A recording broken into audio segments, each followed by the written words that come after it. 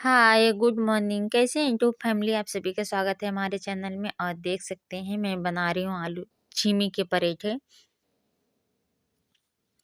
और बज रहे हैं सुबह की 7। और देख सकते हैं बहुत ज़्यादा ठंडी पड़ रही है, तो हम इसलिए शाल स्वेटर दोनों लगाए मतलब पहने हुए हैं, क्योंकि सुबह सुबह नहा के आए हैं तो बहुत ज़्यादा ठंडी लग रही है, इसीलिए शाल स्वेटर दोनों पहने हैं।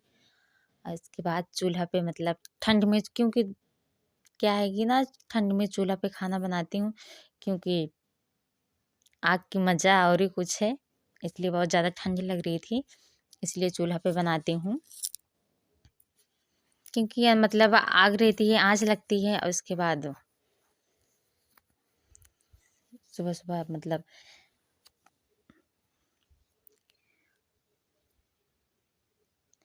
और यहाँ पे सारे लोग बैठे थे, इसीलिए मैं मतलब मुँह ढाँकी हुई हूँ, ज़्यादा नहीं खोली हूँ इसीलिए। और इसके बाद छीमी की हरी छीमी जो होती है, हरी मटर, उसके पराठे बना रही हूँ। और किस किस को खाना है कमेंट में ज़रूर बताइएगा।